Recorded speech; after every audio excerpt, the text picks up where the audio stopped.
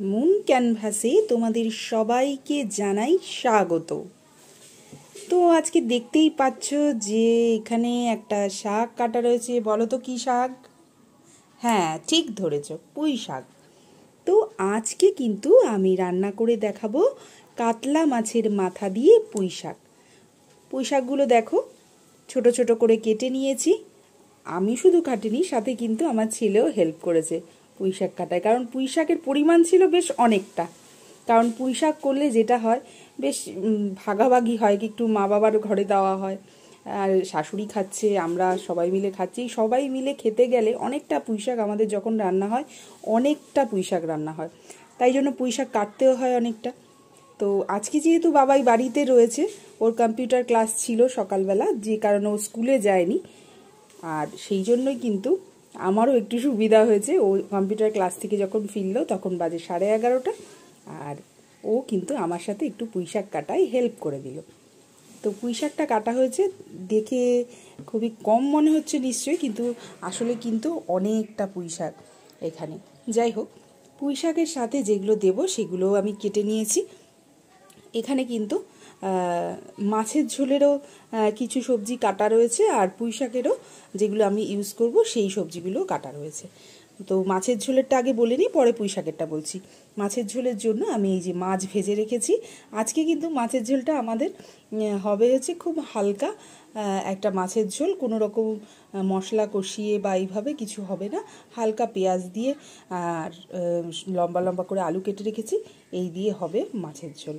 তো মাছের ঝোলের জন্য আলু কেটে রেখেছি, এখানে কাঁচা লঙ্কা চিড়ে রেখেছি, আর এই পাতলা পাতলা করে পেঁয়াজ কেটে রেখেছি। এই দিয়ে হবে আজকে মাছের ঝোল। আর বাকি রইল পুঁই শাক, যে রেসিপিটা আমি তোমাদের দেখাবো প্রথমে।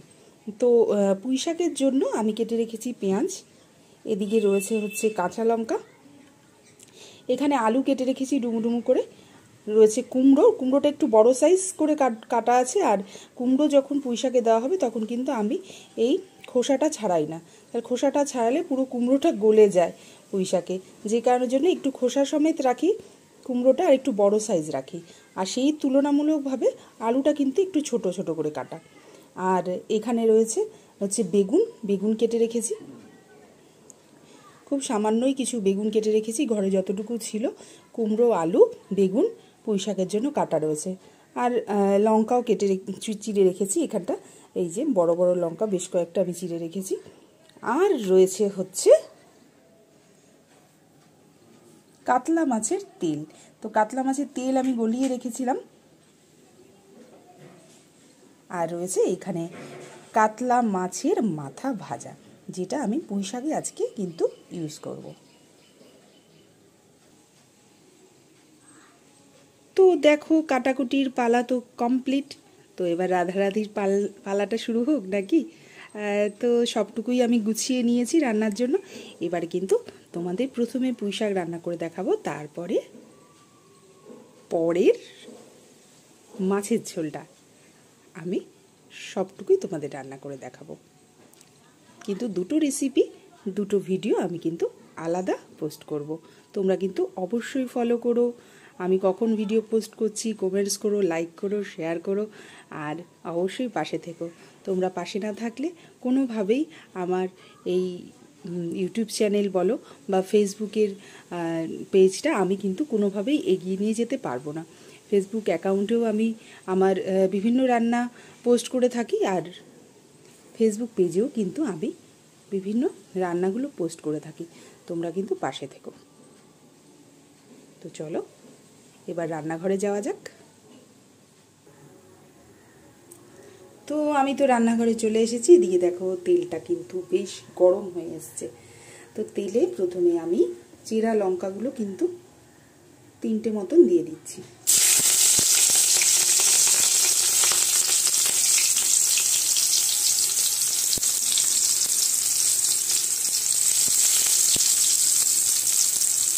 সামান্য কালো জিরা দিয়ে দিলাম। এবার আলুগুলো দিয়ে দেবো। আগেই আলুগুলো ডুমো ডুমো করে কেটে ধুয়ে রেখেছিলাম, সেইগুলো কিন্তু এবার আমি দিয়ে দিচ্ছি।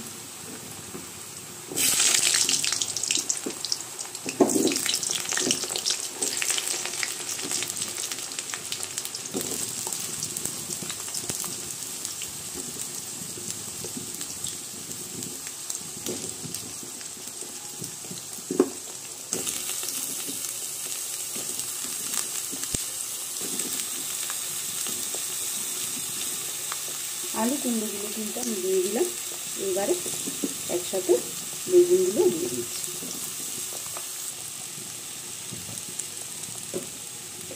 প্রথমে আলু কুমড়োটা পরিমাণ মতো নুন হলুদ দিয়ে খুব হালকা করে ভেজে নেব।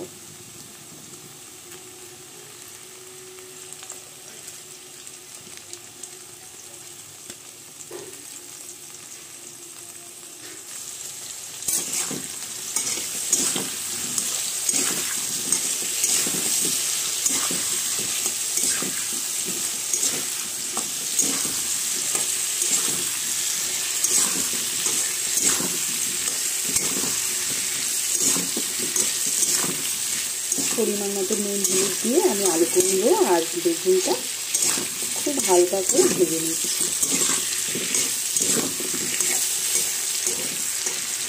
পেঁয়াজটা এবার একটু পরে দিচ্ছি, এই কারণে পেঁয়াজটা আগে দিলে কিন্তু একটু পুড়ে যায়। বাকি সবজিগুলো ভাজা হতে হতে পেঁয়াজটা যেহেতু পুড়ে যায়, এই জন্য পেঁয়াজটা আমি একটু পরে দিচ্ছি। এবার পেঁয়াজটা দিয়ে দিলাম।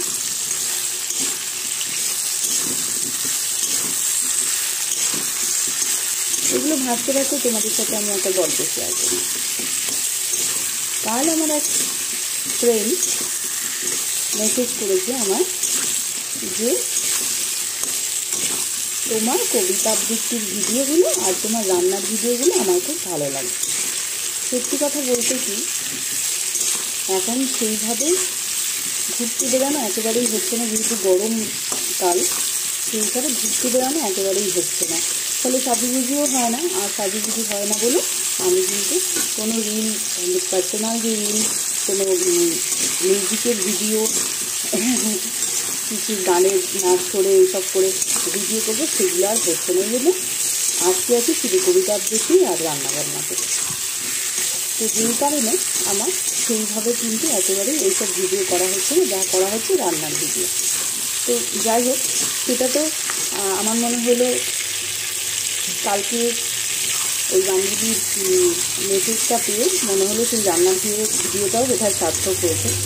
তো বান্ধবীর মা বান্ধবীকে বলেছে যে দেখ কত যত্ন করে রান্না করে, আর তুই তো তাড়াহুড়ো করে কোনো রকম রান্না করিস। তো যাই হোক, হয়তো যেটা হয়, মায়েরা সবসময় নিজের সন্তানদের সুনাম করে না, তাই জন্যই হয়তো বলেছে। কিন্তু পাশাপাশি এটাও আমার কাছে বেশ বিশ্বাসযোগ্য হয়েছে যে ওর মায়ের কিন্তু আমার রান্না ভিডিওগুলো খুব পছন্দ হয়েছে। তো যাই হোক, প্রাপ্তি কিন্তু আসলে এইটাই। আমি ভিডিওটা থেকে কত আর্ন করলাম ফেসবুক থেকে, তার থেকেও বড় কথা হলো যে মানুষ আমার ভিডিও পছন্দ করছে, সেটা কিন্তু, আর সেটা আমার কাছে এই কথাগুলো এসে পৌঁছচ্ছে, মেসেজে হোক কমেন্টসে হোক, সেটা কিন্তু অনেক বড় ব্যাপার। আসলে কি জানো তো, টাকা পয়সা কিন্তু এমন একটা জিনিস, সেটা আসবে যাবে।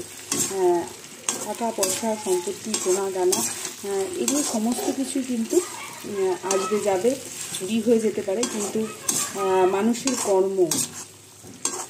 কর্মফল সেগুলো চুরি হয় না। মানুষ মানুষের মধ্যে বেঁচে থাকে কিন্তু তার কর্মের দ্বারা।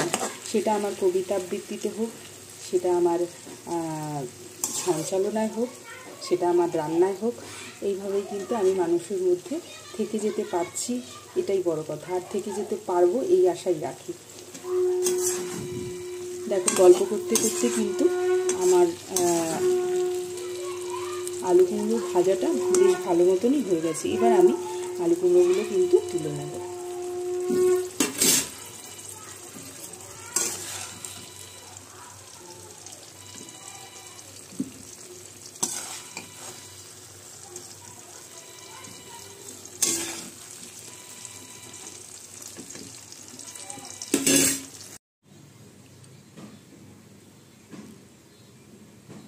তো এইদিকে কিন্তু আলু কুমড়ো ভাজাগুলো সবটা তুলে নিয়েছি।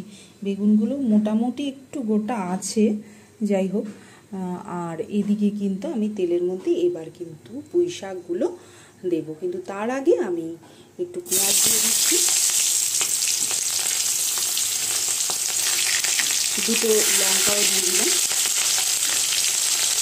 আর সামান্য একটু কালো জিরে দিয়ে দিচ্ছি। এটা একটু হালকা ভাজা ভাজা হলে আমি কিন্তু পুঁই শাকগুলো দিয়ে দেবো।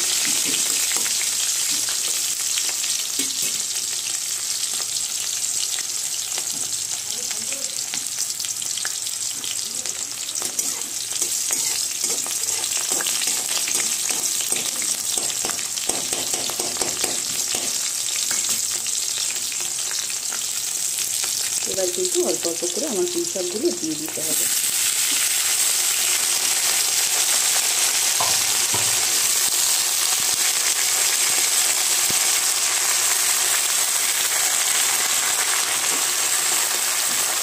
পুরো পুঁই শাকটা এইভাবে আমি দিয়ে দিচ্ছি। তো পুঁই শাক কিন্তু আমি পুরোটা দিয়ে দিয়েছি। এবার পুঁই শাকটা যখন নরম হয়ে একদম মজে যাবে যখন, তখন একদম কম হয়ে যাবে। ওই জন্য নুনটা খুব বুঝে দিতে হয়, নুনটা যেন কোনোভাবেই বেশি না হয়। প্রয়োজন পড়লে পরে একটু নুন অ্যাড করে দেওয়া যেতে পারে, কিন্তু এখন যখন দেবো খুব কম নুন দিচ্ছি আমি। নুন দিলাম একটু নুন দিলাম আর একটু হলুদ দিয়ে দিচ্ছি। নুন হলুদ দিয়ে ব্যাপারটা আমি যতটা পারবো মিলিয়ে দেব।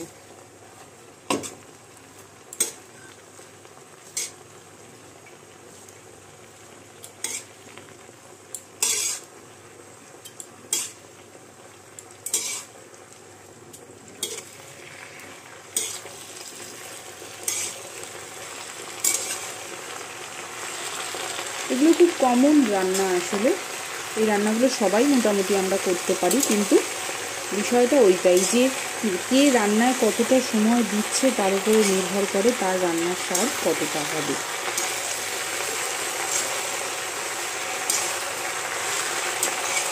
এবার দেখা যাচ্ছে পুঁই শাকটা নরম হলো না, তার আগেই নামিয়ে দেওয়া হলো। পুঁই শাকটা মাখা মাখা না হলে, নরম না হলে একদমই ভালো লাগে না। জল জল থাকলে কখনোই ভালো লাগবে না। যতটা পারি আমি পুঁই শাকটা নরম করার চেষ্টা করি, আর পুরো জলটা আমি শুকিয়ে দিই। কারণ এখন পুঁই শাক অনেকটা জল উঠবে, এটা সেদ্ধ হতেও বেশ খানিকক্ষণ সময় লাগবে। আমি কিন্তু এবার হলুদ নুনটা মোটামুটি মিশিয়ে ফেলেছি। এবার কিন্তু আমি ওভেনটা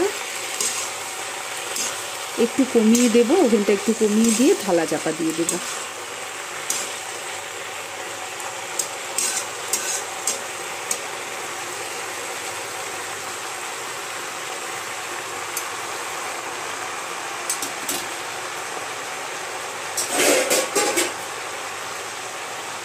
ওভেনটা কিন্তু আমি কমিয়ে দিলাম।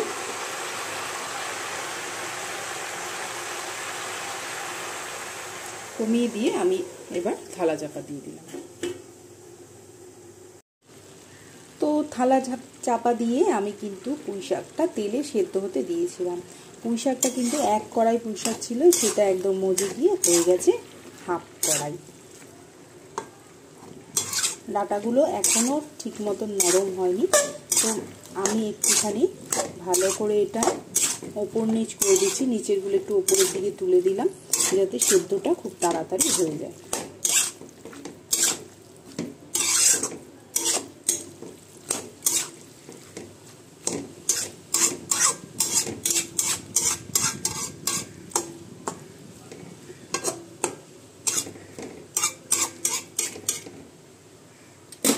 আরেকবার একটু আমি ঢাকনা চাপা দিয়ে দেব।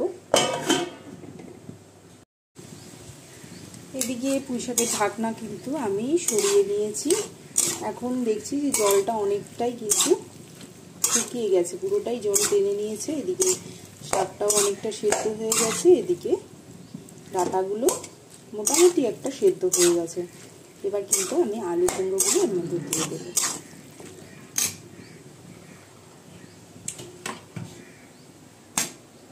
আলু কুমড়োগুলো এত তেল দিয়ে ভেজেছি যে তেল ছাড়ছে। আমি আলু কুমড়োগুলো দিয়ে দিচ্ছি এর মধ্যে।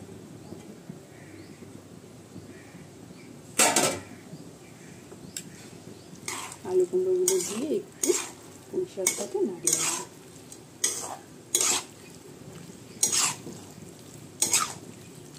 তোমরা অনেকেই রিকোয়েস্ট করছো যে আমি মিউজিকের সাথে নাচ করে ভিডিও যে সব পোস্ট করি, কিন্তু সেটা করা সম্ভব হচ্ছে না। ওই যে যেটা বললাম, বা অনেকেই এটা বুঝেছে যে রান্নাটায় আমি বড্ড বেশি সময় দিই, যেটা আমার বেরোনোর সময় একদমই তাড়াহুড়ো করে কোনো রকম একটা রেডি হয়ে বেরোই।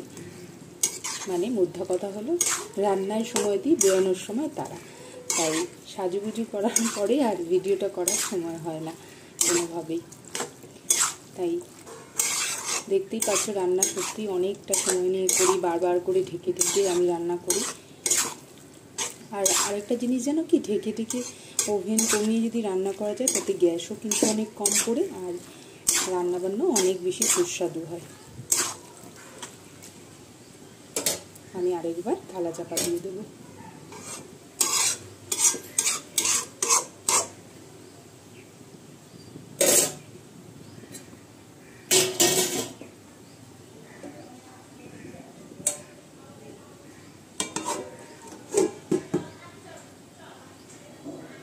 থালা চাপা দিয়ে দিলাম, এবার কিছুক্ষণ আর একটু কিছুক্ষণ সিদ্ধ হোক। এদিকে আমি ভাতটাও কিন্তু বসিয়ে দিয়েছি। তো ভাতের ফ্যান উতরাতে উতরাতে ওদিকে কিন্তু পুঁই শাকটা সেদ্ধ হয়ে যাবে। ভাতের ফ্যান এদিকে কিন্তু উতরে উঠছে।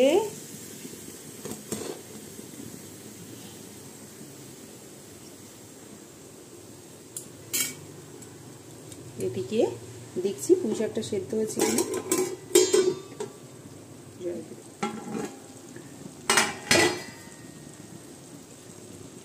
তো কি বলেছিলাম, যে ভাতের ফ্যান উতরাতে উতরাতে কিন্তু পুঁই শাকটা সেদ্ধ হয়ে যাবে। দেখো দেখেই বোঝা যাচ্ছে সেদ্ধ হয়ে গেছে, খুব সুন্দর করে সেদ্ধ হয়ে গেছে। এইবার কিন্তু মাছের মাথা আর মাছের তেল, মানে কাতলা মাছের তেল গলিয়ে রেখেছিলাম, সেটা কিন্তু এবার আমি এর মধ্যে দিয়ে দেব।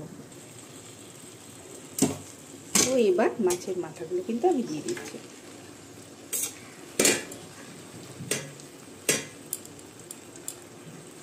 আর ছিল হচ্ছে মাছের তেল, সেগুলো আমি দিয়ে দিলাম।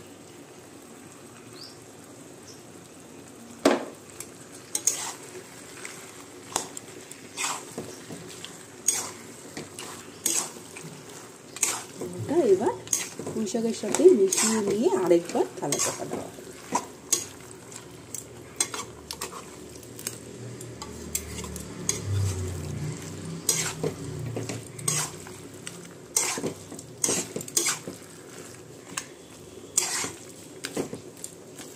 মাথাটা একটু ভেঙে দিচ্ছি, অল্প ভেঙে দিচ্ছি, বেশি ভেঙে দিলে কি হয় পুরো পুঁই শাকটার মধ্যে কাঁটায় ভর্তি হয়ে যায় বলে আমি খুব অল্প করে ভেঙে দিচ্ছি।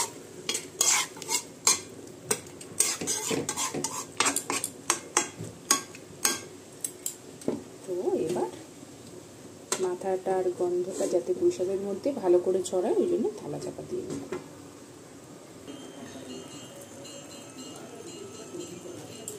মাছের তেল আর মাছের মাথা দিয়ে আমি কিন্তু মাথাগুলো আরেকটু পুঁই শাকের সাথে মিশতে দিলাম, মজতে দিলাম। আর গন্ধটা, মাছের গন্ধটা যেন পুরো পুঁই শাকটা ছড়ায় ওই জন্য আমি একটা থালা চাপা দিয়ে রেখেছিলাম। দেখো পুঁই শাকটা কিন্তু বেশ ঘাটা ঘাটা হয়ে গেছে, তার মানে পুরোই নরম হয়ে গেছে, একদম রেডি হয়ে গেছে পুঁই শাক। কিন্তু নামানোর কিছুক্ষণ আগে অন্তত পক্ষে আমি কিছুটা চিনি দিতে চাই। কেন, শাক সবসময় একটু মিষ্টি মিষ্টি টেস্টই ভালো লাগে, ঝাল টেস্ট ভালো লাগে না। আমি এর মধ্যে 2 চামচ চিনি দিয়ে দিলাম, ছোটো চামচের 2 চামচ চিনি দিয়ে দিলাম।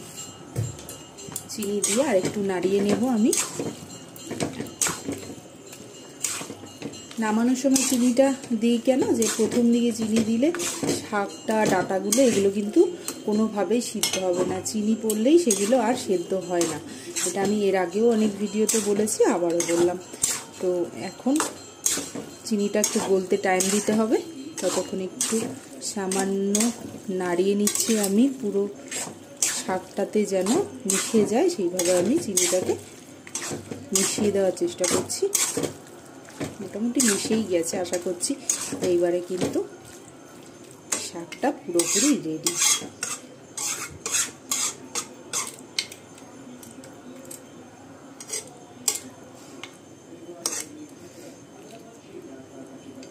মাছের মাথাগুলো কিন্তু বেশ সুন্দর করে ঘেটে গেছে, কুমড়ো আলু সবই সেদ্ধ হয়ে গেছে, ডাঁটাও সেদ্ধ হয়ে গেছে।